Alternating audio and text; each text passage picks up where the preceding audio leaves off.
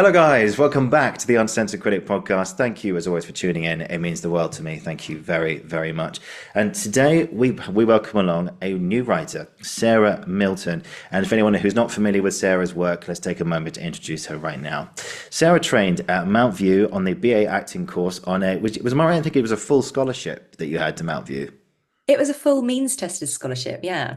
Yeah, so it was pretty much all fees covered. Yes, I was really fortunate. I was raised in a single parent family, and my family qualified to apply for a DADA. So I was granted a full scholarship. So I was really, really lucky. Oh, lucky you. I wish I was in that boat. But anyway, so she trained at Mountview, graduating in 2012. And since graduating, she has gone on to become a nominated writer as well as performer. She is part of the alumni of several writing workshops from the Lyric Hammersmith in 2013, Soho Theatre 2014 to 2015, High Tide 2015, and the RADA Advances in Script Writing, also 2015. Sarah has four plays to her name. Those are Tumble Tuck, Lucy Light, Four, and The Night Tella, all published by Bloomsbury Methuen Drama. Go get your copies online right now. All have had great amount of success, in particular Lucy Light, that ran at the Theatre N16 to critical acclaim in September 2017, and the Vault Festival in 2019, also to rave reviews. Her one-woman show, Four, was presented at the Park Theatre with Bruised Sky Productions in 2022, and in September of that year, she became an associate artist of the Bruised Sky. Not only in the theatre, she also writes for screen, with her film adaptation of Lucy Light being placed as a quarter-finalist in the International Short Scripts Feature Film Competition in 2020. That's a lot of words. Her feature-length film Project Baby was commissioned by Reel One in 2021. It also wrapped in the same year and was released in Europe and Canada in 2023. And her short film Scoffed, which was commissioned by ManChild Films, was released in 2022. It's available on Vimeo right now. Go and check it out. It's really, really great. So, without further ado, hello, Sarah. Hello, Oliver. How are you? I'm very good. How are you? I'm really good, thank you. Winding down for the year now, but Yes. yes, really good. Yeah, excellent. Good. It's that time of year. We leave work for now and then we start again in January. That's the important thing. So, Sarah, we start at the beginning with every guest. So, in your case, where did the love of, well, there's so many things, arts, acting, writing, the love of the arts, where did it all come from? So there's a thing that my mum says that apparently I came out singing in June, which is which is very sweet and really anecdotal and cute. Yeah, it's a Um, good sign.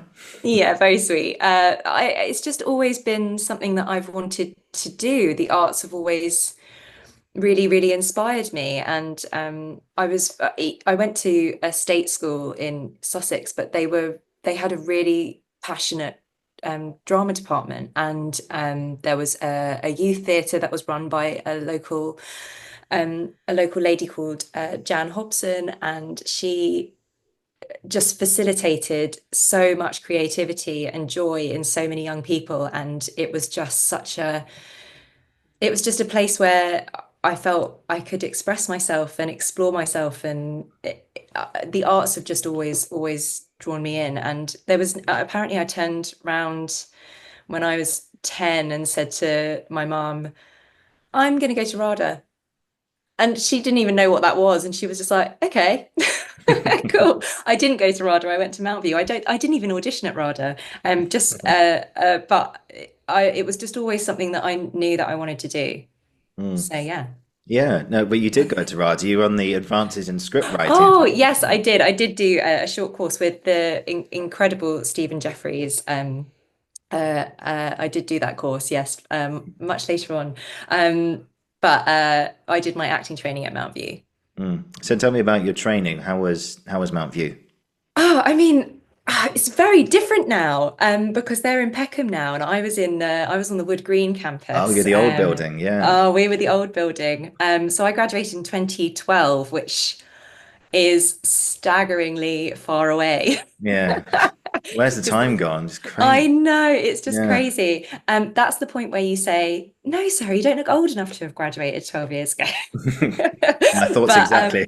thank you. But no, yeah, I graduated in 2012, and it was illuminative. It was I learned so much about myself, about the craft, and I can't comment on what the school is like now because I think the faculty has all changed. But my personal experience of my time at Mountview was brilliant. I made so many brilliant friends and um, just learned so much. And I found I'm really happy I went. The only thing I think reflectively is I was very fortunate, as you said in the intro there. I did go on a scholarship, but I also went straight out of school. And I think on reflection now, I think it would have really benefited me to have gone a few years later. Mm, Um, which I say to everyone who's thinking about going to drama school. I just think a little bit more life experience would have been really beneficial, mm, because you come from such a small little pond, and then you're thrown into the world of London and training, and you just come with so much angst. I certainly did. I'm sure there are lots of people who don't, but I certainly did. And I think on reflection, maybe I would have gone a bit later if I'd had a choice. But I was very lucky to have been offered a scholarship to train, so I took it, and I have no regrets. But I think if I had the luxury of choice, then maybe I'd have gone a little bit later. yeah, yeah. It's no, and that's a good point because a lot of people, I know a few people who got into RADA at 18, like GSA at 18, Mountview at 18, basically any of the major drama schools, like straight out of school. And there's a common theme. They do say, yeah, I wish, I got there, I just from school or I no life experience whatsoever. You think you've got all the life experience at 18. You think there is nothing else I need to learn now. Like school's over, I've done my GCSEs or my A levels. There's nothing more I need to learn about life. I'm sorted. And you get in the world and you realize you actually know fuck all, and you're literally just there. What do I do now? But yeah, but it's an interesting point how you get that life experience and then you go to drama school. And also it benefits you as an actor because you have these characters who've got these life experiences and some may resonate with you more than others, but then you can bring them more to life. Do you know what I mean? Oh, 100%. I mean, I just think there's also just like a real sense of ego as well, and you want to impress, and you want to please, and you're still stuck in the school mindset of needing to do well, whatever that means, rather than be truthful and authentic to the part that you're Exactly. playing. There's Yeah. there's an element of, but I want to get a first, or I want to get a 2-1, or I want to make sure that my teacher likes me. I think there's all of that sort of element to it as well. Um, Yeah. I think that shifted. I'm very glad that it was a 3-year course, because I think that shifted as I grew into the course and as I got older and within the course. But I think reflectively, just a year or two of just, exploring and living and grounding myself a bit more would have benefited my training a bit more. But that's me personally. I Oh can't yeah. speak for everyone who went at 18. That Yeah, was of just my course. personal experience. Yeah, no, no, I'm sure you're not alone in saying that. So yeah, but everyone has a different experience. So you've done Mount View. Well, actually, before we get on to like your early years, what were some of the best lessons or important lessons you learned while you were there?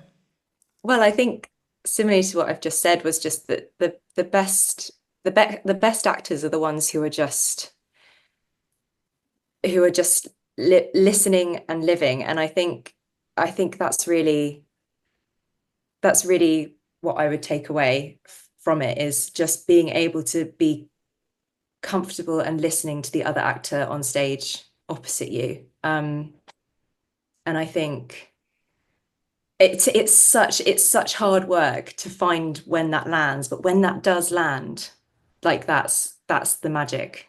And that's eventually, I think, what I took away from Mountview, was just listening and being Mm, live in the space with another actor, and letting it be fresh and letting it be new, and just not letting other thoughts come and invade your performance. Like that was the trick of just existing and being present in a space with another human being, mm, and being able to leave all of your research and all of your prep work, and just being able to throw it away and exist as that character.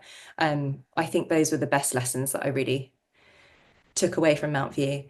But then obviously, of course, voice preservation, just having respect for your body and your time and your peers' time, and just like that sort of dedication and commitment and bringing that into a room as well is really invaluable. But yeah, just being able to be present. And I think that links into my comment about wishing I'd just been a little bit more emotionally mature, because I think that would have landed quicker for me in my Mm. training. Yeah. Um, but yeah, just being able to exist. Yeah. I think it's Marlon Brando says that. Like Mm, the best actors listen. And hmm or no, I think he's listen or observes. Anyway, one of the two. But it's a skill actually, just to be able to listen to another person. That was a big lesson for me. It's like you don't wait for the other actor to say the line. You just think, okay, my line to just wait for him to stop talking, wait for him to stop talking. Okay, now it's me. No, you listen and you get the reaction from that, and then that prompts the next line and stuff like that. Because we did a lot of Meisner. I think Meisner's a really, really big advocate for that sort of thing. But just the art of listening to another person gets you that reaction, which is great. So yeah, so you've done Mountview, and tell me about your early years in the business. 21-year-old Sarah Milton out in the business. What was it like? Well, I'm an August baby, so I was actually 20 when I finished, which 20. is madness. But Wow. yes, very, very soon turned 21. But yes, I was 21 in my first year out. And quite honestly, I found it really frustrating Mm, and really slow. Like I just wanted to be working. And as we all do, we just want to jump straight into work. And that didn't happen for me. And it doesn't for lots and lots of actors. And um there's a great expectation, I think, of I'm going to finish drama school and I'm going to work. Mountview were really great at managing our expectations on that. But um, I do think I found myself feeling very frustrated, and um, I by the end of 2012, I was doing a very small job at the Lyric Hammersmith, where I'd been invited to come and read some new work for the writing course as an actor. And I happened to have a conversation with Sade Banks, who was the producer there at the time. mm, And spontaneously, in the foyer, she asked me if I write. And I was like, oh no, I'm an actor. I don't write. And she was like, I think you should write me something. Just write me something, because I think you might be interested in doing our writing course. And I was like, okay. I had nothing else going on, was feeling quite frustrated, wanted to flex some creative muscles. So I wrote 2 pages of dialogue and sent them to Sade. And she emailed me and said, would you like to come and do the Lyric Hammersmith Young Writers course? It's every Monday night for 12 weeks. And I was like, sounds great. Thanks. I'd love to. mm. And Duncan Macmillan happened to be running that course. Wow. And I spent 12 weeks on a Monday night with some brilliant other writers who you may have heard of now. Emma Dennis Edwards, Sarah Simmons, and Frankie Meredith were Mm, all in my cohort. wow. And I wrote a play under Duncan Macmillan's incredible advice and insights and expertise. And that play was it was described as hot listed, but it was hot listed for the Adrian Pagan Award, the inaugural Adrian Pagan Award, and my first ever play, and it was called Tidy Sham. And I had a reading of it at the Hope Theatre, and from that point on, I started writing plays. Mm, So that was my first couple of years out, and it was I owe all of that really to Sade and Duncan, who encouraged me to explore this part of myself that I wasn't aware of. I did write as a child. I would write stories, and my mum's still got we had the shared computer that we had in our house, and she's still got all the floppy disks of the stories I would write on, and annoy my brother by hogging the computer to write. And um, she's still got them. So writing was always like something that I did, but I didn't realize it was something I could do and fulfill a creative part of myself. And I think reflectively, I think I did come out of drama school being like, I am actor, and that is what I am going to do and be. And that is my defining trait. But actually, and I think this is the same for lots of creatives, and I think it's certainly, you know, a far more understood thing. We are multifaceted creative creatures, and Mm. um, it it felt a bit limiting coming out and saying I'm an actor. No, I'm a creative, and I think a lot of us are. We're creative people, and we've got many transferable skills, and writing was one of mine, Mm. and it's kept me in the business for sure. Yeah, you know, it's important to just stay in touch with this thing, you know, because, you know, when I went to drama school originally, so long story short, I got in over lockdown, and then it was all like this. It was all on the computer, trying to do Shakespeare and Meisner and Laban on Zoom. It just didn't work. So I deferred, and when I deferred, I just have a chat with Harry Burton, who's with my first ever episode. He's been on 3 times, and who was the right hand man of Pinter. I've told the story before, but basically said, I'm writing stuff down. He goes, Oliver, why don't you record this so you don't miss anything? And I was like, yeah, sure. So just recorded it, and it became like the first episode. And you know, flash forward 3.5 years, and here we are. You know, it's Yeah. yeah, and particularly this year as well. This year's been very, very quiet. I think in terms of even agents have come out and said there's not a lot out there at the moment. The industry is very, very quiet currently. You know, people imploring you to do like what you're doing, like write stuff, like create your own work, you know, get rehearsed readings that you did at the Criterion Theatre a few weeks ago, for your play, which we'll come on to a bit later. But yeah, you know, we are, like you say, we are multifaceted, you know, people, creatures, whatever you want to call us, you know, souls in human body, whatever you want to say. There's more to us than just acting. Of course, acting is important, but you need other things to help you with that goal, which is great. So your plays, like I said in the intro, you've got 4 to your name: Tumble Tuck, Lucy Light, 4, and The Night Tella. Which, thanks for the documents, by the way. Thanks for sending them over. You know, for lovely to read them and stuff.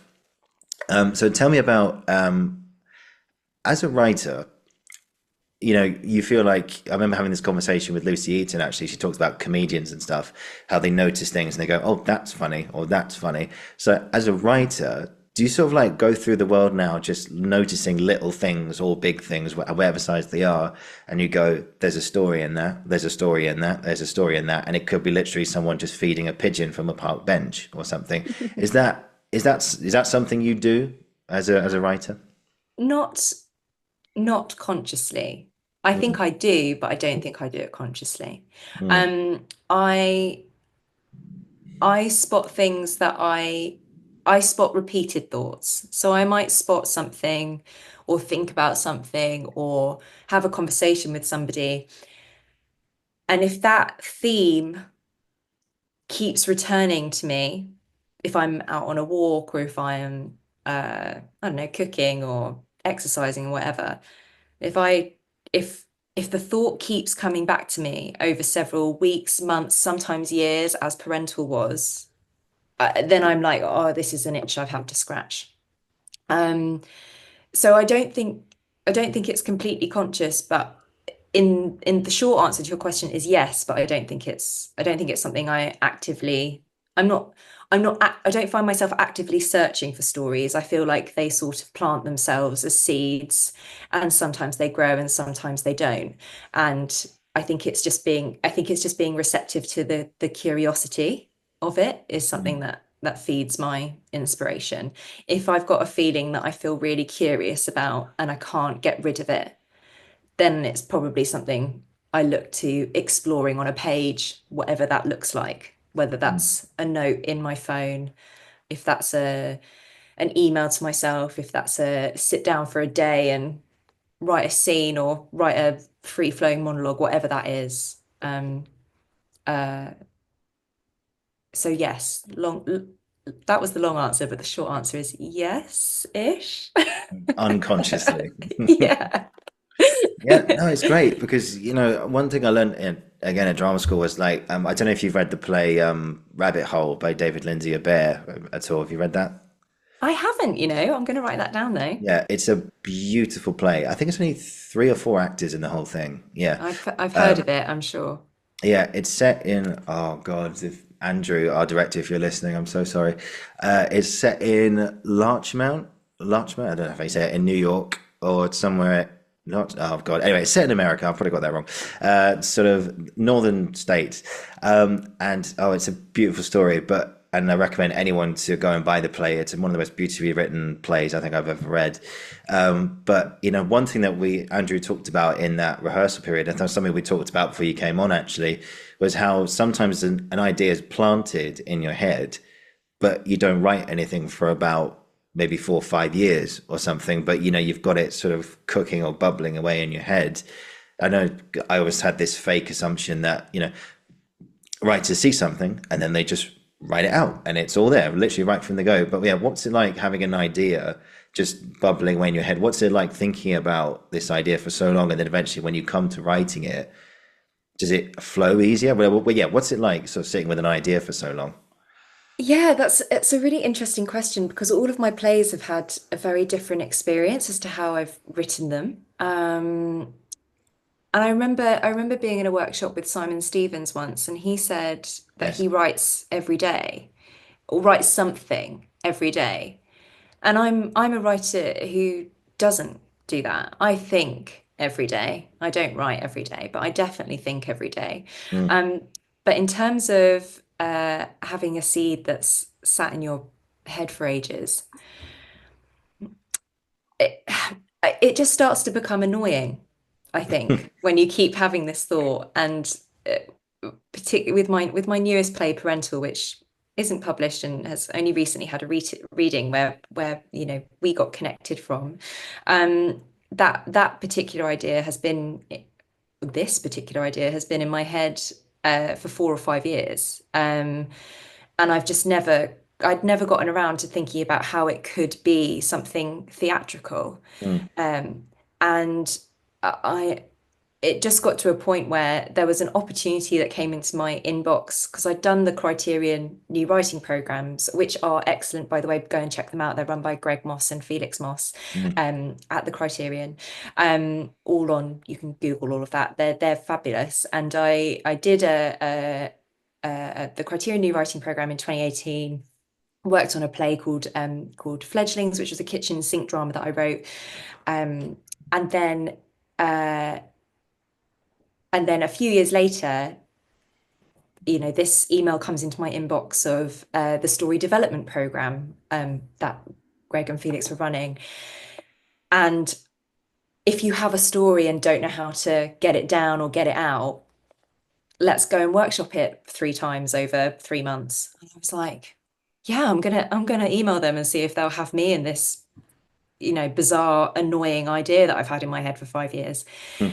Got into a room and hashed it out, and suddenly we had a very rough draft of what a 2 act play could look like, and what I was, you know, I really worked out what was annoying me and what I wanted to try and say with that play.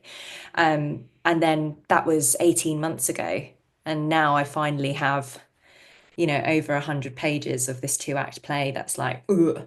Mm. But I think sometimes you know, sometimes you need help to explore what's going on in your head. And, you know, sometimes seeds flower on their own, you Mm. know, but most of my plays have been written on writing courses or, you know, amongst peers who have inspired me, or, you know, workshop leaders who have inspired me through drafts. Tumble Tuck was something I wrote on the Soho Writers group in 2014. And Lucy Light was a play that I started writing on the High Tide Writers Academy in 2015. Mm. And, you know, without those courses and without those, you know, those dedicated moments of time where you're in a room where you're facilitated, where that idea is facilitated, and you're encouraged and you have, you know, the confidence to explore something, those plays wouldn't exist. So, you know, it's uh, in terms of your question, I think it's just like it just starts to become annoying and you can't do anything but write it. Mm. But that's certainly my experience anyway. I can't do anything but get it out. Yeah.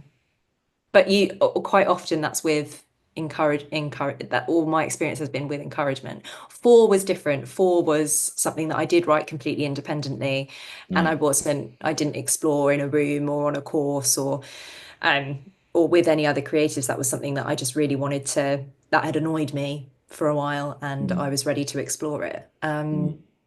So yeah. Yeah. I mean, when you get into those courses, so like you said there, you've literally got an idea that's annoying you. It's there all the time, like up here, in here, it's always there. So what's the process and what's like some of the big lessons that you learned from these people like the Duncan Macmillans and who, yeah, I was lucky enough to actually be on a Zoom session with him, sort of like over the lockdown and stuff, learning. We talked about people, places, and things, and Oh, lungs brilliant. and everything. Just, yeah, absolutely brilliant. Just very quickly, guys, if you've got National Theatre at home, people, places, and things, the most recent one from Trafalgar is there, and I implore all of you to just go and watch it. Denise Gough is fantastic. The whole cast is amazing, but the script is just wonderful. It's absolutely Flawless. brilliant. It's a wonderful, wonderful piece of work. But anyway, so you're in this workshop, you've got this idea, you're saying, look, this idea is annoying me. How do I get it out? What's the process from like maybe just two lines of an idea to suddenly 100-page script? What's that journey? Um, so for parental, what Felix is great at, Felix Moss is a brilliant script editor that I've had the privilege of working with over the past 18 months or so. Mm, But he is great at asking questions, like questions of you mm, and of your thoughts. And I think being able to ask yourself questions of like, well, what am I trying to say? Or what is it that's annoying me about this? Or, in the case of parental, I think so parental, to give some context, is it's about a family who are vloggers, and the first scene is meeting an 18-year-old who is suing her parents for putting her online for her entire life. And I apologize for anyone who can hear my dog barking. The post has just arrived. But the the play the play, I didn't really know what the play was about, because I think what was so the curiousness and the annoyance was I was finding it so easy to judge this world, and I was finding it so easy to be like, that's a terrible thing to put your children on the internet every single day in their most intimate environment, which is their home. yeah. And I think the annoyance of that was I really wanted to find the empathy for that situation. Why? What draws people into a world like that? Why? What happens, and how can I understand it? How can I empathize with why someone might want to share the most vulnerable parts of their family with the entire world? And I think that was really, and I didn't realize why that was annoying me so much. And I'd been introduced to this idea. I'd actually been nannying for a family, and the two young girls that I'd been caring for after school had showed me this family vlog that they were fans of, that they watched every single day. And I was fascinated by their obsession with this family. But the curiousness of that was they were in a single parent family, and this family that they were watching were had two parents, and it was almost like they were mesmerized by it. They didn't understand it, and it was really quite heartbreaking.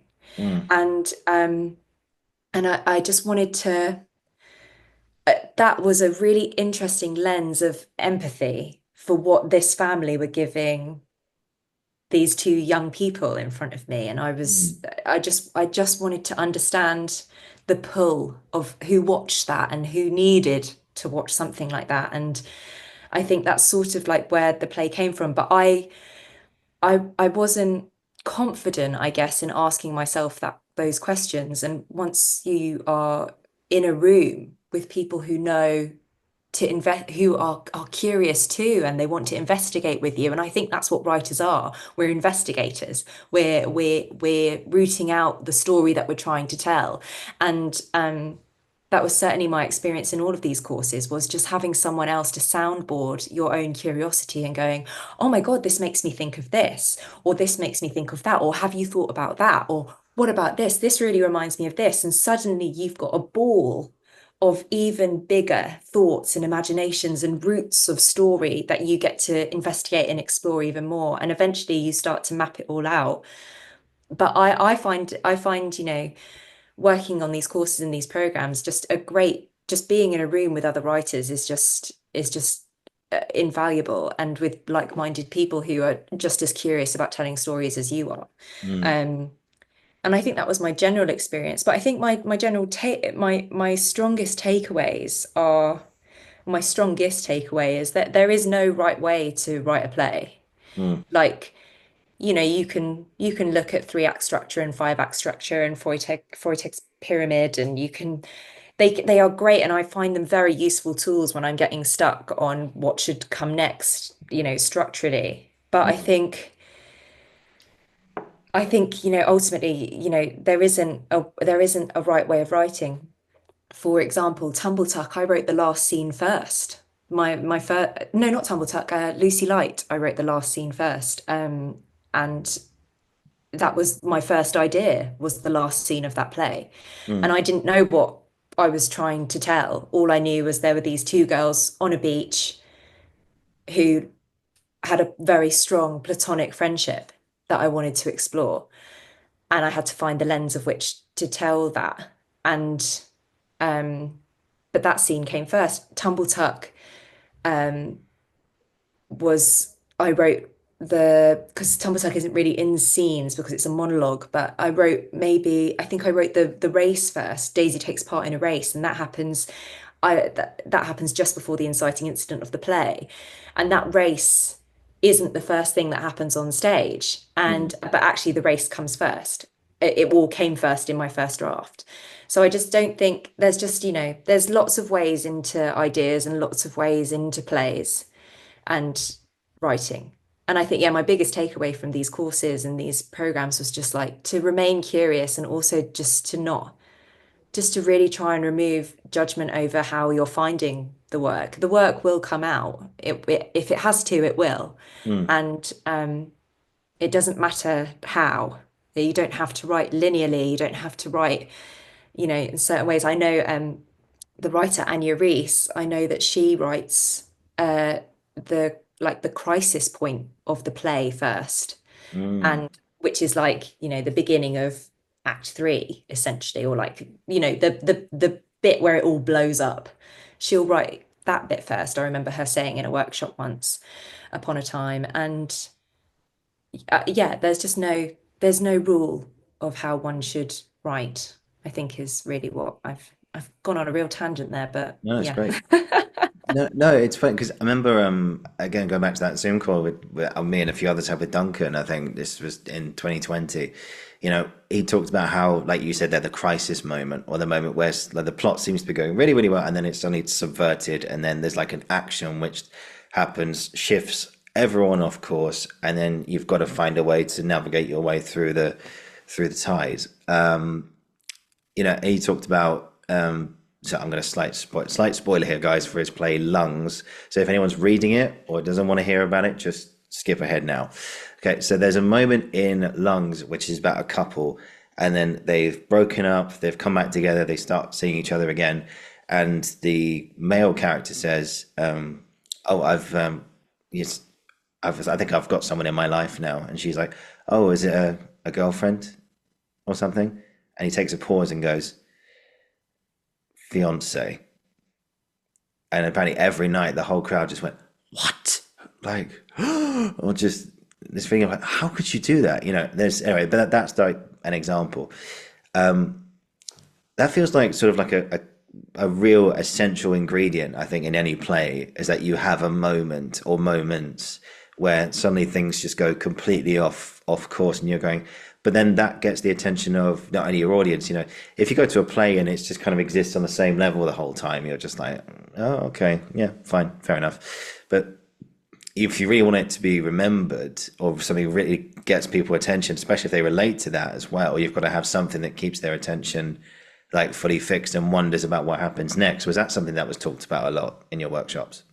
Well, I think that's absolutely essential. Like, drama is conflict. Mm, Conflict is drama. Like, and if you don't have things going wrong and revealing to a character what they need to learn about themselves, then I don't think you've got a very compelling piece of work, because that's you know that that's how characters, that's what we want.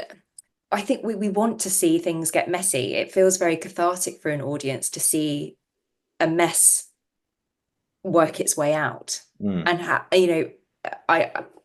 yeah, absolutely, that's essential to playwriting, I think. Yeah, you got to have something there to sort of keep. Yeah, as you say, it's not called drama for it's not called drama for stability. It's not called drama for No. all niceness, isn't it? No, it's called drama because things happen, and things just get Absolutely. completely off course. I want to ask about parental actually, and I know it's a brand new play. I know we can't go too far into it, but I'd like to just to say very quickly. So you did that shared reading at the Criterion Theatre a few weeks ago. And guys, if anyone's interested in new writing, keep an eye on the Criterion website, keep on Twitter, Instagram, or on their pages for new writing emerging into our scene at the moment, because it's really, really good that we support each other and be inspired, as I was inspired by Sarah. So your play Parental, from what I've seen already, without giving too much away, you've really got something on your hands here. It's a really, really brilliant piece from what I've seen already, and it had me intrigued right from the word go. The fact that we live, you've tapped into this social media thing that we have now, the amount of families broadcasting young children on the internet. And it wasn't until I saw your play that I thought, hang on a sec, like, what kind of people are accessing those videos? What people are getting those people views as a result of them sharing young children on the internet? And I know this could lead into a very dark subject here, but you get the idea of where I'm going with this. But that's one element of your play, without going into too much detail. So I suppose really you don't have to answer this, but I'm curious to know what happens next. What is this play? What happens next here?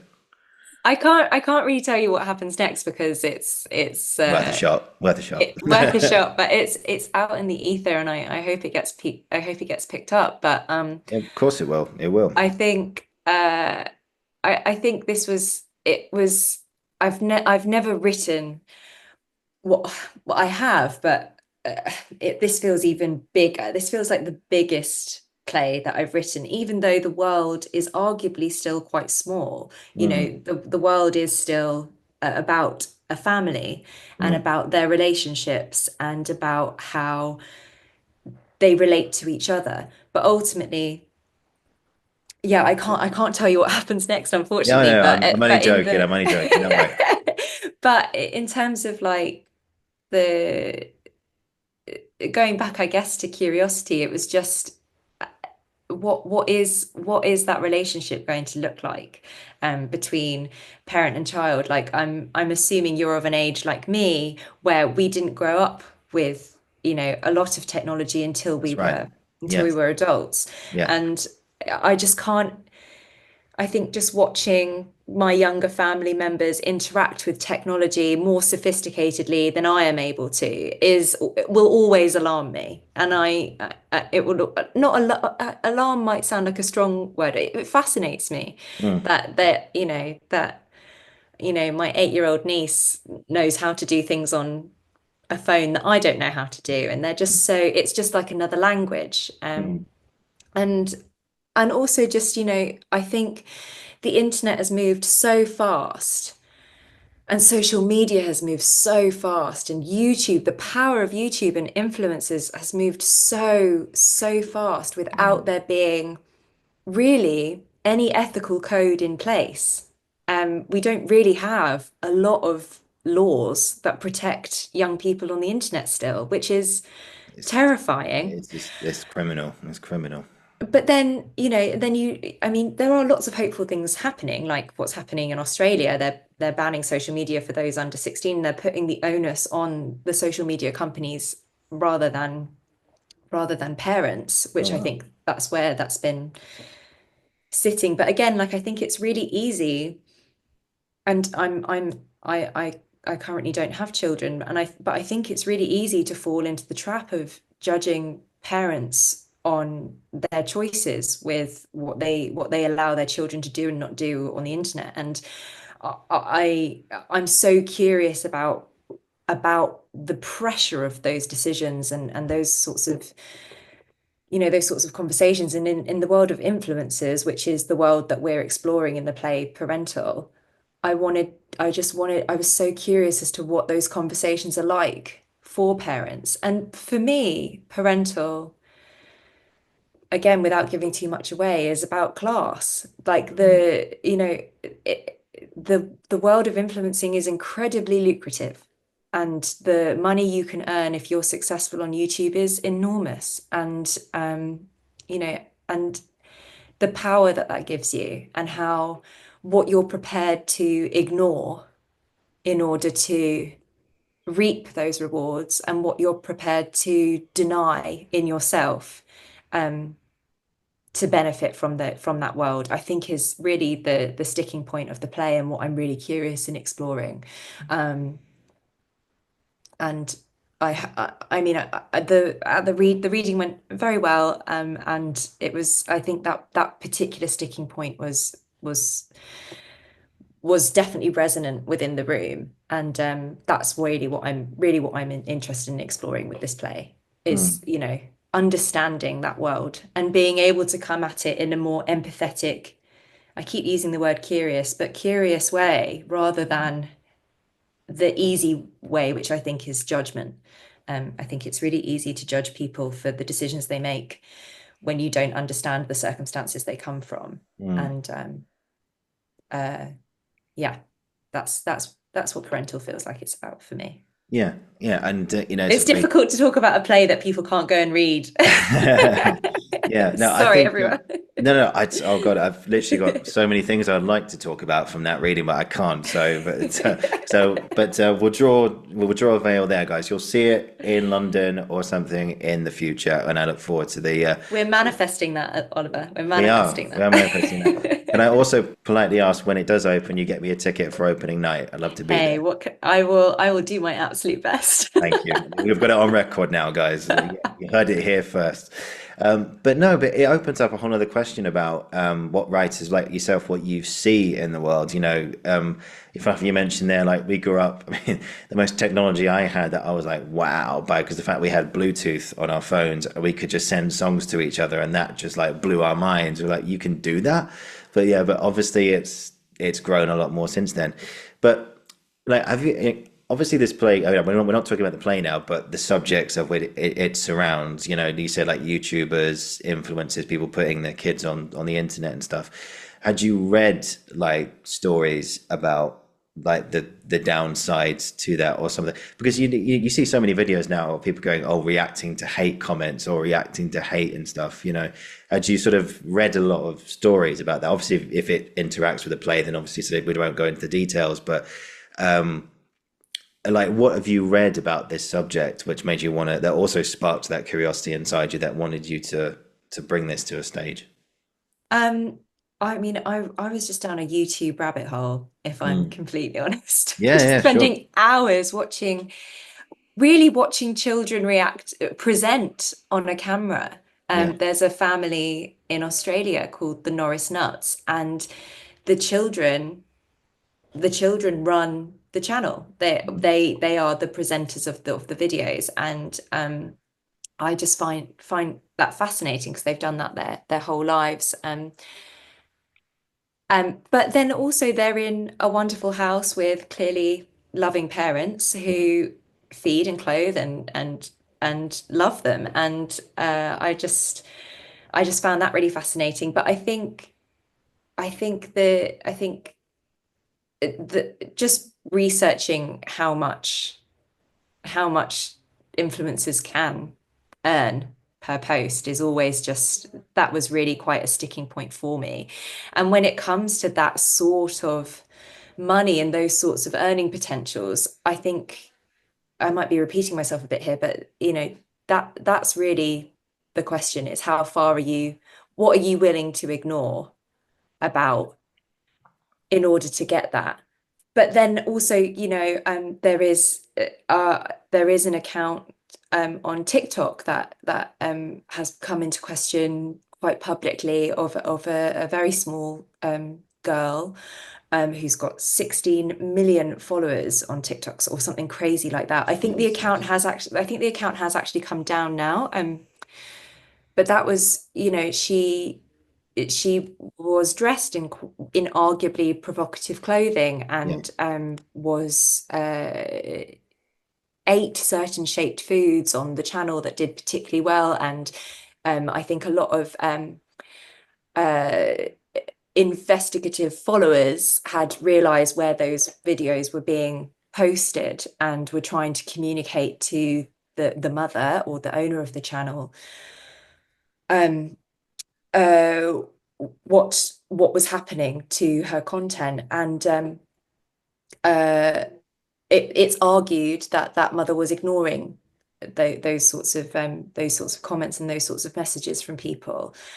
So I think it just, you know, going down these rabbit holes of like really explorative, you know, I'm just so fascinated by, I think, that parent-child relationship, and what that's going to do to our future children, and what sort of, you know, we're already seeing a real mental health issue among young people already. And, you know, talking to my friends who are teachers at school, and, you know, at schools that, you know, they say that lots of my peers who teach have said that they can see such a difference in the children who have phones and the children who don't, and the maturity levels and the things that they say and the things that they bring into the classroom. They can really see the difference in that. And I just think it's really fascinating and something to question and to think about. And I think that's really what compelled me to start writing this play. Yeah, brilliant.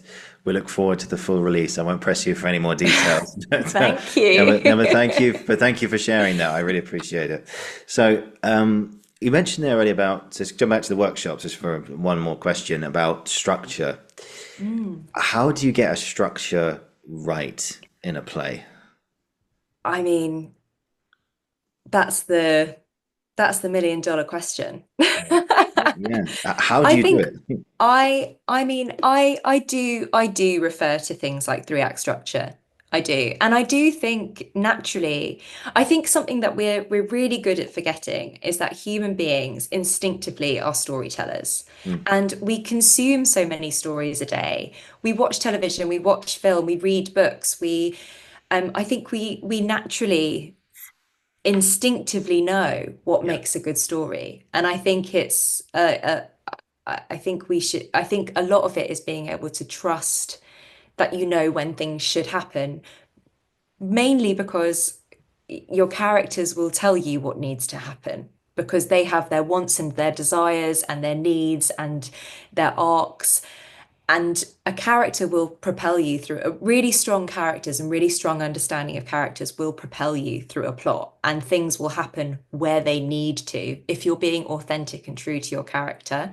And but, you know, when I get stuck, I absolutely will refer to 3 act structure, 5 act structure, and I'm just like, oh, do I have a strong enough midpoint here?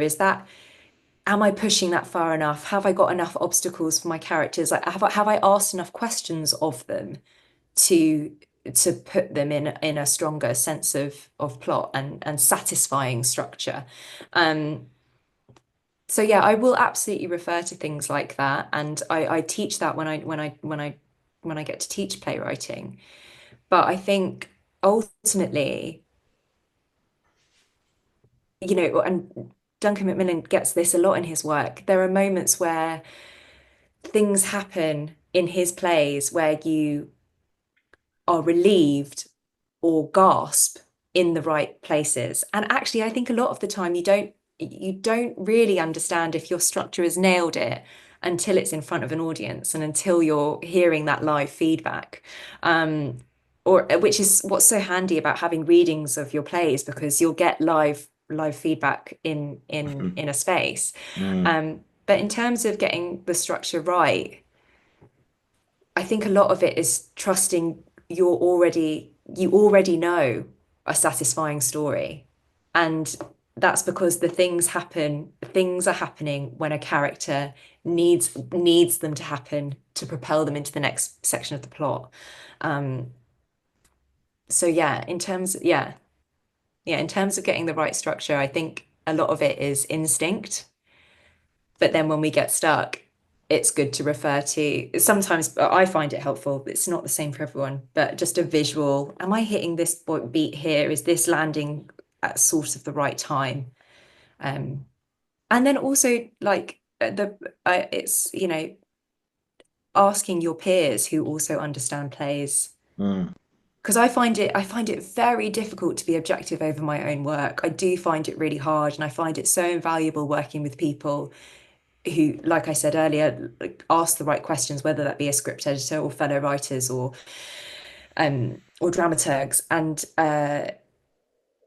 yeah, I definitely refer to structure. That's, known structure. But also a lot of it is human instinct. We know so much more about stories and satisfying stories than we think we do. Because we're human beings. Our entire understanding of what it is to be a human is based on storytelling. Our parents told us stories in order to teach us things. Like we are storytelling creatures. Yeah. So I think a lot of the time is trusting that you know a lot more about story than you do. And if you are being honest and investigative of your characters, they will take you through structure quite naturally. Yeah. That's certainly my experience anyway. That's And good. I think a lot of that I owe to my acting training. There's a lot of crossover Yeah. for me. 100%. As an actor, the questions that I ask of my character and the question that I ask of a script are all very similar. What does my character want? What are they trying to say? What can't they say? And what do they say instead? That's a question I ask myself all the time. What do they want to say, but they can't say? And what do they say instead? And that really propels me through the complexity of a character when I'm writing them. Um, but yeah, a lot of crossover happens. What does my character want? Who are they? What makes them tick? What makes them angry? What makes them sad? What do they remember? What's their earliest memory? All of those sorts of actor questions that you'd ask of a character, I absolutely ask of my character as a writer as well. And I think there's a real crossover in that sort of, creative insight over what we're trying to discover about Mm. the people we're writing or performing as, for sure. Yeah, I think another question that you mentioned those things there. What do they want to say? What can't they say? I find that in my own experience, it's like the character I'm writing is always thinking, what does he want to say, but what's stopping him from saying it? Mm, Like he wants to say something, but he's not sure if he wants to open up to this certain person because he's not sure if he can trust them. But at the same time, there's this instinct to sort of say, if you talk about it, you'll get it out. But do you want this person to hear it? That mm, sort of, and there's that again, that human complexity of we meet someone who shares like similar stories to us, but then feel like we want to share our stories, but we don't want, but we're not sure because we don't know this person as often as much as we should. Like we want to share, but we don't. That push and pull inside of us with every decision, excuse me, that we make. Yeah. Does that make sense? yeah, absolutely. I also just think it even goes in a layer deeper than that as well, where it's like uh, you're maybe a character hasn't learnt they're able, maybe they're not even aware of what's actually happening for them, and that comes into their arc. They're not aware of what's stopping them from being able to express certain things.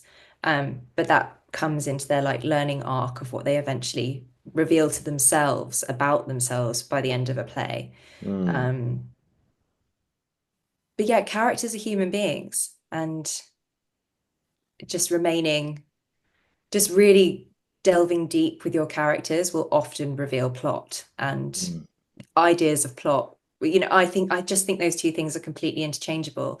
And it's one of the first things I remember Duncan Macmillan teaching us on that Lyric Hammersmith course in 2012. Character is plot. Plot is character. They're the same thing. They will reveal themselves to each other, and they will, if you can be authentically true with your characters, they will show you the plot. If you're getting stuck, always go back to your characters. Yeah, Who are they? What do they want? What's in their way? yeah, And how are they going to get it? And it's yeah, just those basic questions that if you're getting stuck, that's what I come back to. yeah. It's like when you have writer's block, that's what you come back to. Or If I'm in a project, that's what I come back to. But in terms of writer's block as a whole, like where I'm like, I have no ideas. I'm completely dry. I'm a terrible writer. I will never write again. In that sort of like writer's block state, which I've been in frequently, and I know lots of writers share that experience. I think the best thing to do is just allow it to happen. Like I'm in a block stage. It's happening. I'm not inspired. I need to go and live a bit. I need to just stop forcing myself in front of a blank page, and I need to just go on lots of walks, go and live my life, go and see my friends, go and do things that aren't writing, and take the pressure off. I think that's the best resolve for writer's block. It's hard. It's very yeah, difficult to do that and ignore that pressure of like, oh God, I haven't written anything for like weeks and weeks and weeks and months and months and months, and I don't know what to do. I think the best thing to do is accept that it's happening. But in terms, if I'm in a writer's block, actually within a project that I'm writing, 100% go back to the basics. Right, I clearly don't know something about my character, and that's what's stopping me getting any further. What do I need to know about them in order to take them to the next bit? What do they need to learn about themselves? What's stopping them? Those are always the questions I tend to come back to, for sure. yeah, yeah. Was there any one of the characters that you've written across the four plays that you have, which was the most fulfilling? That from the moment you started writing, this character helped to drive the plot, like almost instantaneously. Was there one that you had that experience with? Oh, Daisy and Tumble Tuck. Mm. 100% off the bat. Oh yeah, She was such a fun character to write and to play, because I played her as well. yeah, Um, yeah, yeah. and she wrote herself. She was so she was sort she had she wears her heart on her sleeve, but also has so much angst about herself that the only person she feels able to talk to is the audience. But she's not able to talk to, she doesn't understand her own feelings, which I think is eventually unveiled to her. Like, she doesn't know how to answer a question at the top of the play. She's asked a question and she doesn't know how to answer it because she's never asked that of herself. And by the end of the play, she's learned enough about herself by looking at herself. She's forced to look at herself, and then she can answer the question. And it just being able to playfully explore with her was just, it was one of my earliest works, but it was just, and I think I'm a very different writer now. If I was to write the play again, I'd probably write it very differently. But at that time, she was just really fun to write. I wrote most of it on my mum's sofa after I'd moved out of London because I'd run out of money and just moved back in with my mum, and I was doing the Soho Writers course, going up an evening a week to do that, and I would just, yeah, she was just the easiest thing to write, and she was so fun to write. Yeah. Yeah, no, it's great. No, because and I just hearing you talk about, because like two of the plays that you've written so far are one woman shows as well. We were talking earlier about how as writers, you feel like you're putting, when you write, you share your own experiences of the world, your own opinions and stuff like that. In other words, there's an element of yourself in the work, which is when you're talking about, I know that if it's okay to quickly mention your play 4, was something that a very unfortunate experience that you went through, and again, I'm sorry to hear that you had that experience. Mm. But using that sort of, we won't go into the details of that too much because I know we want to keep some. I know you don't want to go into that too much. But where like are the boundaries of like how much of yourself do you feel like you want to put into the work, and how much of it is more kind of like dramatic license, do you think? Again, like I think it's really unconscious. I'd never write something if I was in the thick of it emotionally, I don't think. I think you have to have a certain amount of objectivity over the work.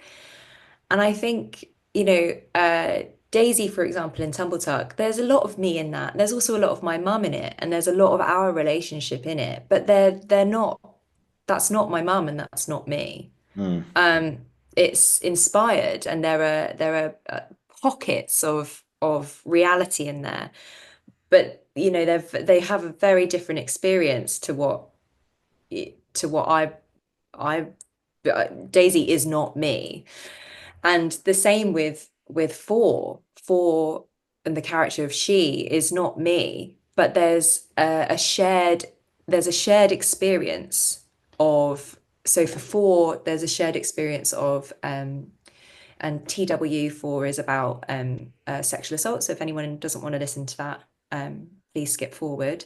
mm, But is uh, four for me that the shared experience was denial, denial that this event had happened to me, and the character experiences that, but the story is very different, and it's about guilt and responsibility uh, and being able to come to terms with something that has happened, traumatic that has happened to you. I think that's really what that play is about. But the shared moment is the shared thing with the character is the experience of immediate denial that mm, has even happened.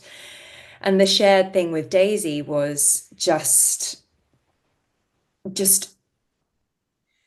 a difficulty to express myself or understand myself, and frustration at body image, and thinking that you're the only person who feels that way about yourself, and then eventually in that play she discovers that the person she thinks is the complete opposite of her is actually experiencing very similar feelings about their body and their self-worth and their understanding of self. And yeah.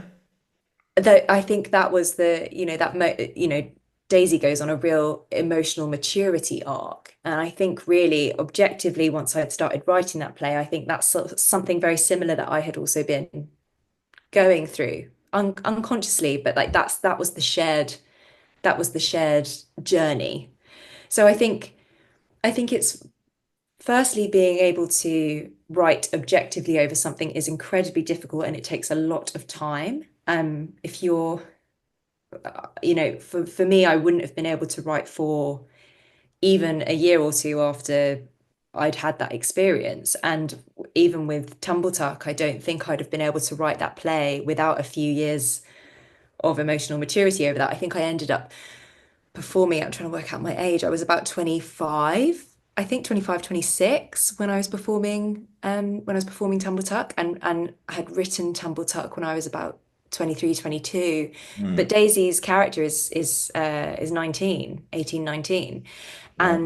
And I don't think I don't think I'd have been able to write that as an 18, 19-year-old. I needed to have lived that before I wrote that. And the same with Four. I wrote that play at the age of 29, 30, but that had actually happened in my early 20s. So until you've got that sort of space, I think, to really look at something objectively. And also, like, a lot of the time I'll write stuff that isn't meant to be read. It's just explorative work that I'm exploring.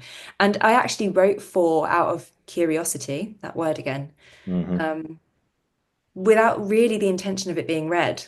And then I started editing it, um, and really like getting into the grips of, is this a play? What am I trying to say? And eventually it became something that I did feel was safe enough to share. So I think, and and perform. I decided that I really wanted to do that. Mm. And it was a very empowering, healing, cathartic experience whilst also being creatively satisfying. Mm. And I think it's really striking that balance, particularly if you're talking about, exploring personal experience in a story. It's just being able to really remain objective over that.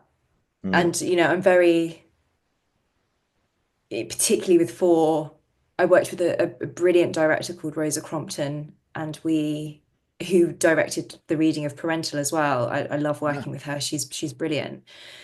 And it was just such a it was really great the way that we spoke about the play. It was always the play. Personal experience didn't really come into the room like that. It didn't have a place because we had a play and a script to be working from. And I think, yeah. And I think, working as a writer performer, being able to have that separation as well from, when I'm in the rehearsal room as the performer, I'm the performer, and we're working out how to make this work from a performing perspective. And then we'll have separate conversations about the script and stuff like that. And that was the same when we did Tumble Tuck, when I worked with Tom Wright, who's Mm. now one of the co-artistic directors at the Kiln. We did Tumble Tuck together, and it was very much a similar experience. Again, he's a fantastic director. I loved working with him. It was just such a playful room. And yeah, yeah, I really do answer questions the long way round, don't I? Bring it all. Bring it all. I like hearing it. It's good. There's a lot of people getting a lot of inspiration for this, including myself. So yeah, don't worry about it. Oh, I hope so. Yeah, no, even if we just make one person inspired, then we've hit our goal. Honestly, Yeah. it's brilliant. No, Oh, no, keep bringing it all. It's great. I'm very aware we've only got a few more minutes left for sure. you got to shoot off. But I just want to ask quickly about your writing for screen as well. I've seen your short film Scoffed, by the way, which is on Vimeo, like I said in the introduction. Yeah, it was a really, really interesting piece about, and I mean interesting in a good way there, by the way, but it was a really interesting piece about how a sort of a delivery driver is trying to like accumulate, literally feeding a habit, but the habit is, obviously it's smoking, but he's trying to replace that by stealing other people's food in the deliveries, whilst trying to get someone back into his life, which wanted to leave him for smoking in the first place. I haven't spoiled that too much, but yeah. But what was it like? Because you've got, for plays you've got like a whole canvas, like we said earlier, 100 pages. But for screen, you've got to really, really be very, very, very specific. Like there's barely any room for dialogue because you're telling a visual story rather than a wordy story. So what's it like writing for screen where you've literally got like the dialogue is probably like 3 or 4 lines and the rest of it is all kind of shot in like on camera? Yeah, what's it like? Yeah, Scoff was really fun because I know the director Tom Child personally, and Mm. he approached me and he said, I cannot get this idea out of my head, but I don't know what the story is. And he was like, I've just got this idea of a delivery driver stealing food, and I don't know what the story is. And I said, well, we need to work out who he is, Mm. and what could be driving this person. But yeah, you're right. Like, actually, screen eats plot. Like, it Mm. eats it. Once you've revealed something, it's boring. And you need to move on to the next reveal. And it's a really hard art to master. And I don't think I'm the master of it in any means, but it's just being able to go, there needs to be something new that we let the audience in on nearly at least every page. Mm. Um, and for Scoffed, I think it was just, again, the crossover with stage and screen, though, it always comes back to character. It Mm. always does. Like, who is this person and why on earth should we care about what happens to them? Mm. Um, and what's driving them and why is that interesting? And uh, me and Tom worked really closely on working out. what this story could be. And I sent him some ideas. I sent him notes from my phone, and we eventually hashed it out. And it was a really collaborative process where we finally had a story that we felt we both really cared about, and a character that was intriguing and had something to really drive for. Mm, Um, and that also asked a big question of the audience, like, just because his addiction had moved on and was good, it hasn't eliminated the addiction. So what are we praising here? What's good here? And just that question of, the head, like, can you do a deed that isn't selfish? I mm, think was a through line of thought as well. But yeah, the in terms of screen, it just everything just moves so much more quickly. Things have to happen far more often than they do on stage. There isn't mm. room for breathing too much, or if there is, you've really got to earn it. Yeah. Which I think you get more of a luxury of in film. Um, there's more breath in film, but in TV and shorts, there's no breath at all. Mm, It's you're driving a story, or people will just turn off and mm, go to something else, particularly in a market now that's like so competitive.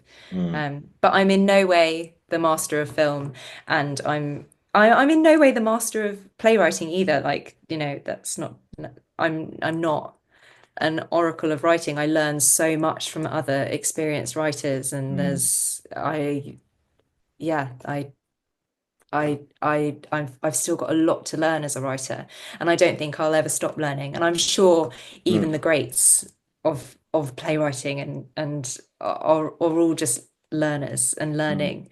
But my big takeaway for screen and how it differs in playwriting is it, the story just moves like 10 times as quickly as it does on stage, mm. in TV and film.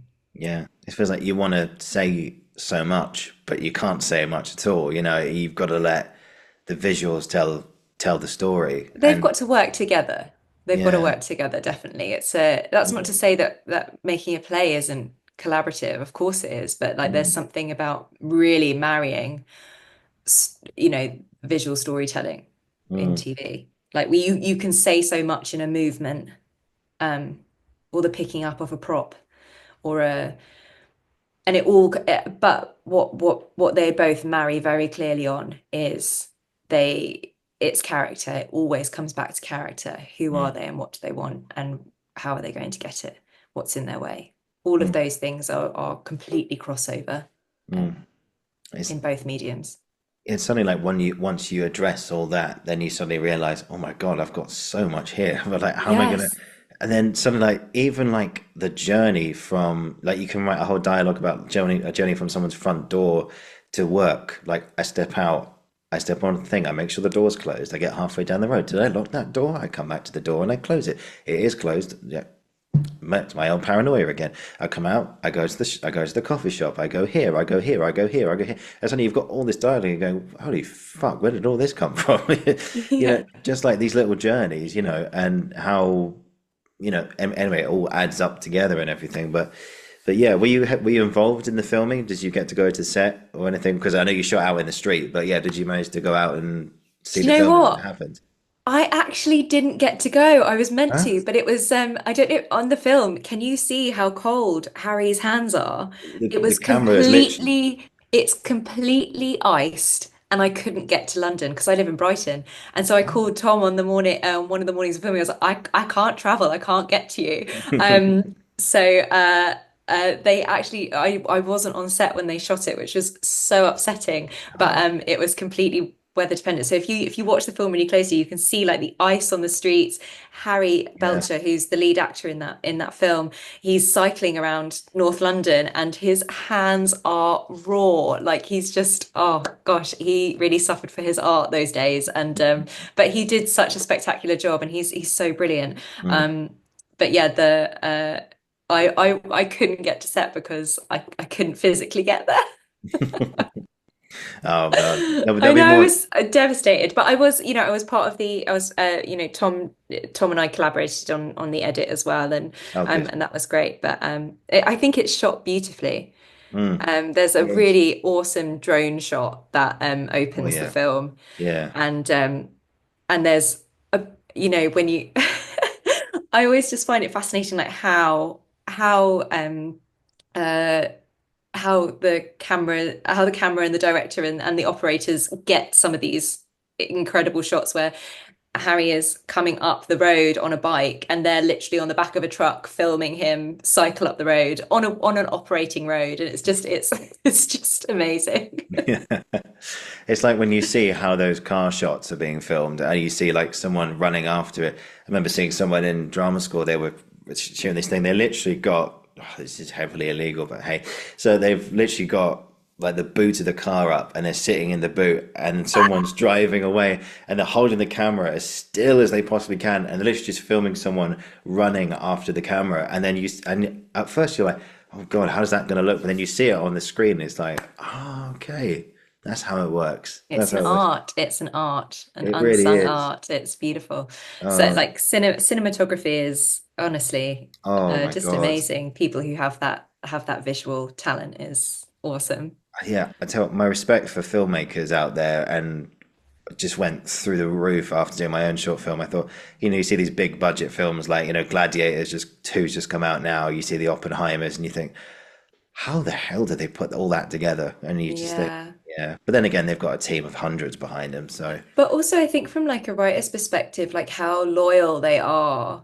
to things like stage directions and, you know, notes that yeah. aren't dialogue, like the loyalty to what's in the script is always astounds me too. Like it's Mm. always a conversation. Like someone will always ask you, like, are you okay if we change this because there's a practice? And it's like, yeah, of course. Well, for me it is. Some writers don't work differently, but like, if there is a practicality element to something, then yeah, of course. But a lot of the time you'll get an email on something being like, we've had a question about this particular note in a script, and you go, yeah, that's fine. We can Yeah, change that. go for it. It's fine. But yeah, there is always a real sense of loyalty to a script. Well, that's certainly been my experience. Yeah.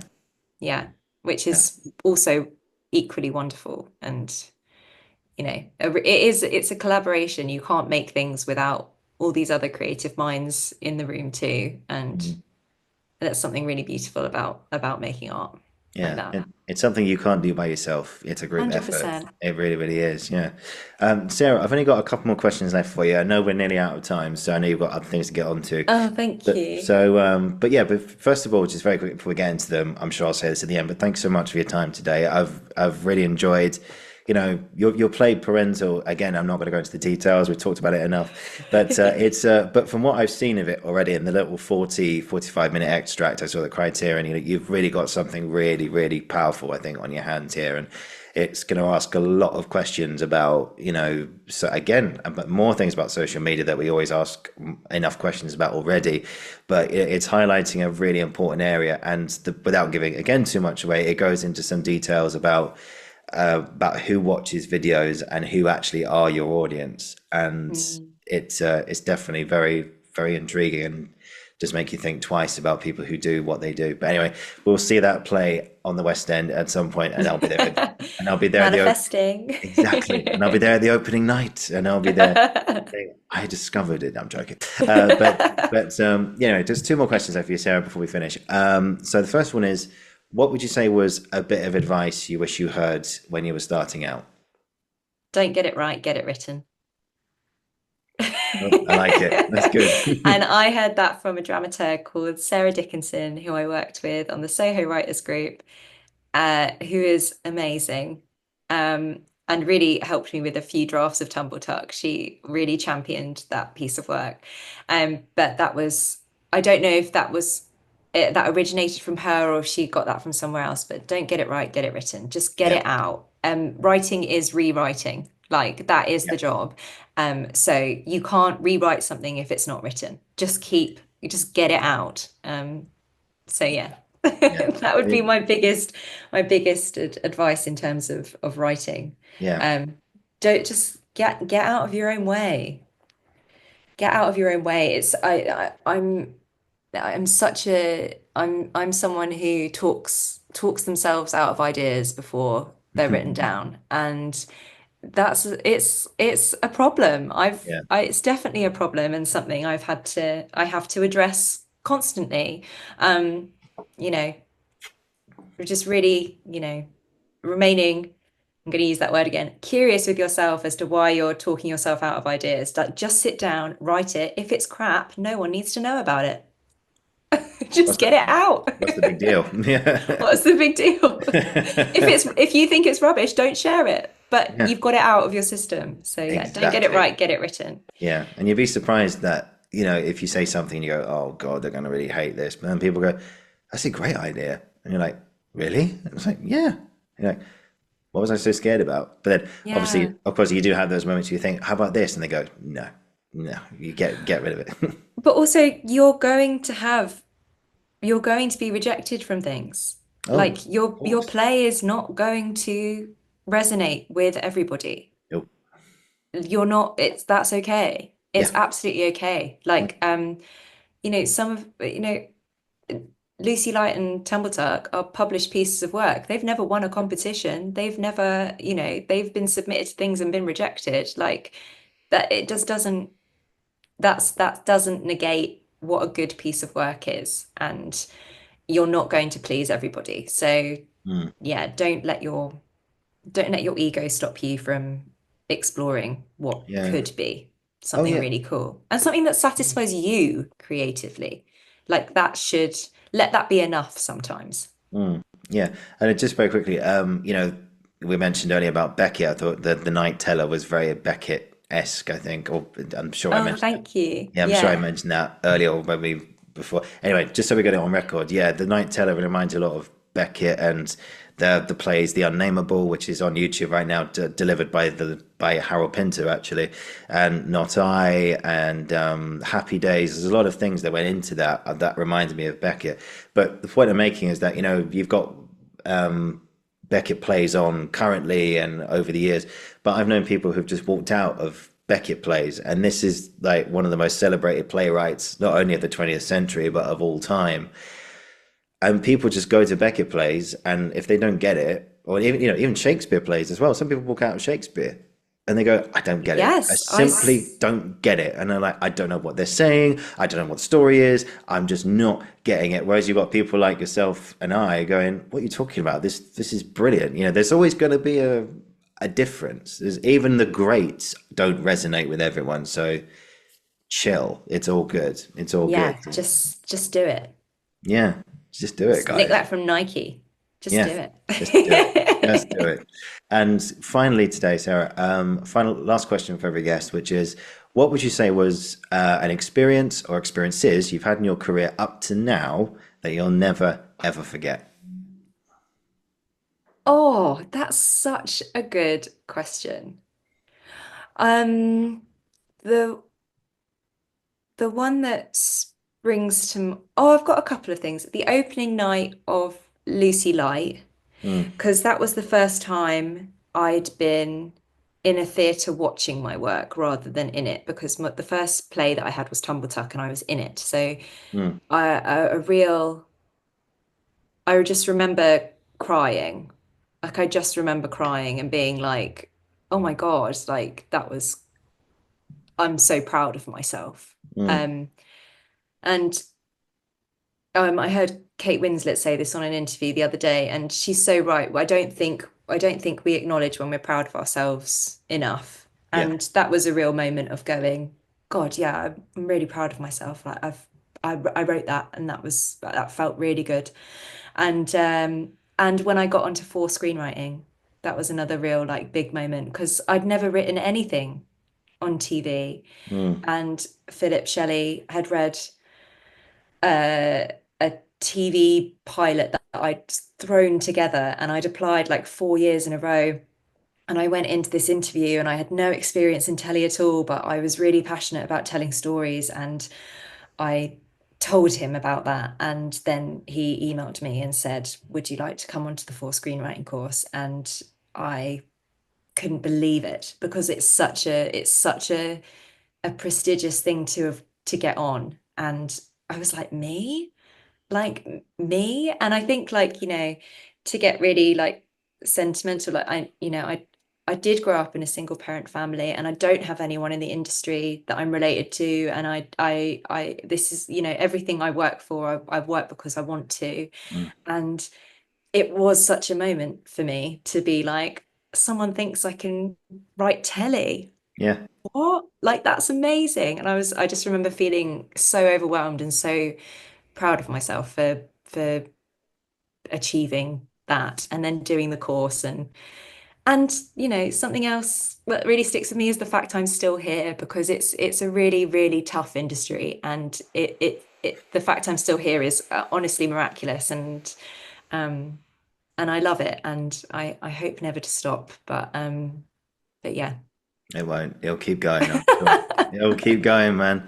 We'll see. Yes, positive vibes only in this thing. I know. Yeah, but I think it's just like really just, just moments of pride and being able to say that. I don't think, Sure. I think that's really those were I think were my biggest like experiences in the industry, that I've been like, oh, yeah, they were great. But in terms of other people's work, just to mention, like, Yeah. um, because I always just think I always find it interesting, like what people's favorite pieces of work were. So I hope you don't mind me just like completely Yeah, spitballing, but of course. Go for it. um, I just remember sitting watching Love Song by Abby Morgan, Mm, in a production by Frantic Assembly at the Lyric. mm. And I couldn't get out of my seat afterwards. It was such a beautiful play, and it just tapped into something in me that was just so incredible. And Frantic Assembly, I think, make incredible work, because Yeah, I superb. had the exact Yeah. same experience watching The Returning by Anna Jordan a few years ago in the Minerva Theatre at Chichester. And just, just really just powerhouse pieces of writing that put you in that just keep you in your seat for minutes after they've come down, and you're changed. Those are also experiences of other pieces of work that I think have really stuck with me. But yeah, just, oh, it's just we work in a really cool industry sometimes. Mm. Yeah, we do. We do. Yeah. And just, just It very can be quick. tough, but it is also, Oh, there are yeah. moments of incredibleness in Oh, it. yeah. And that's what makes the quiet periods like worth it, if you know what I mean. Yeah. It Yeah. makes you, but there's always light at the end of the tunnel. There's always something there. We just have to keep going. And that's the important thing. Just very quickly, did you see Long Day's Journey into Night when it was on in London with Brian Cox? No, but I love Brian Cox. I didn't Mm. see it though. Yeah, hopefully they'll release a recording of it. I hope they will anyway. But I was lucky enough to see it. It's an epic piece. It's about 3 hours 10. It's a long one. However, I remember there's again, without giving too much away, anyone who hasn't seen it, there's a moment in Act Two where Brian Cox's character talks to one of his sons, and it's been quite a distant father-son relationship. But the father used to be wanted to be an actor, and he loved his Shakespeare very, very much. And the dialogue between them, the way that the actors did it, Brian Cox and the other actor, I'm sorry if I've forgotten your name, mate. I'm sorry if you're listening, but you were fantastic, by the way. The dialogue between them, they were talking about Shakespeare and what it meant to them and in their lives and everything. And I just sat in my seat going, this is some of the best dialogue I've ever heard. And it's just, Mm. and it's a classic, Eugene O'Neill. And the fact that it got posthumously produced as well, which makes me feel really sad. But anyway, he watched it from upstairs anyway. But, and I just sat there in my seat thinking, this writing is unbelievable. It's unbelievable. And, I'm a big Shakespeare fan as well. And you're hearing like some of these words and you think they're 400 years old. We watched Wow. Yeah. we went to see Oedipus, which is Ah, Sophocles. yes. I'm going to And the Mark Strong version. yes, and Yes. it's excellent. Yeah. I'm seeing it. I'm seeing the last performance on the 4th of January. Yes. Ah! The very last So performance. Yeah. I'm Leslie Manville's number one fan, Ah, and I just think she's the most remarkable actress She's very good. ever. She's I very saw good. her in Mike Leigh's production of Grief at the National over a decade ago, and it's still sat with me. She's just remarkable. Mm. But you know, that's Sophocles, that's Greek, that's older than Shakespeare, and it's Yeah. still resonating in with modern day audiences. And I think that's really astounding too. Ibsen, I mean, Ibsen feels more modern now because it's about, you know, so many of his protagonists are female who are going through similar feelings that the modern woman is going through now. And it's just incredible how, you know, but that's what playwrights are writing about. They're writing about human beings, and human beings transcend time. The human experience transcends time and environment and circumstance, because really fundamentally it all just comes down to relationships and our relationships with ourselves. And really that's the thing we're tapping into when we're watching plays and TV and film. Yeah, that's why we do it. That's why we do it. And that's why those plays, because they're so authentic, translate now, I think. Yeah, for sure. Yeah, there's a play called A Monster Calls. Well, there's a book actually, but they made it into a play called A Monster Calls that was on the Old Vic in 2018. There is a recording of it, but I think the Patrick Ness estate probably still have it under lock and key at the moment. They did release it over lockdown, so it is available, but hopefully they'll release it again soon. But that was one of those things that still sticks with me even today, like your grief with Lindsay Manville moment at the National, you know, that, and I sat in my seat and I was such a geek. I saw it 3 times. And it's mainly a movement piece, but the writing in it is all about, and Monster Calls about the story of a young boy who's visited by a tree, and he's going through a really tough time. His mum's dying of cancer, and the tree tells him stories of truth. And the 4th story will be his truth. Will be Conor O'Malley as the boy's name. It'll be Conor O'Malley's truth. And, you know, I've spoken to a few people on this show who played the monster, Dan Cannon, who's a movie director. So that's one of those things that just sticks to you even today. And it's like the power of theatre, the power of writing. That's what makes us go to the theatre. And that's why theatre and the arts changes the fucking world and how we can raise questions and talk about these things. Yeah. And that's exactly what you're doing with your plays and everything, bringing human experiences to people and showing how we're more than just the body. We are consciousness. We are wit. We are everything in between. We have experiences, you know. And yeah. Anyway, that was a very long answer there. But no, but just going off what you were saying, Sarah, it's great. Oh God, so Sarah, I could talk to you for another hour or so about this stuff. I've still got so many more things for you. So could I. No, we will continue this conversation in due course. You know, I look forward to reading more of your stuff and seeing more of your stuff. And yeah, I'm definitely going to have you back at some point. I've still got so many more things for you, but we will rekindle this at some point in the future. Brilliant. If you just hang on, I'll finish the recording. We'll have a tiny debrief, then I'll let you go. But awesome. Thank you. No, honestly, this has been so much fun. Thank you so much. Guys, thank you for watching. Thank you for listening. This has been the Uncensored Critic podcast, and I will be back very, very soon. And yeah, wow, Sarah, thank you so very much. This has been amazing. Thank you.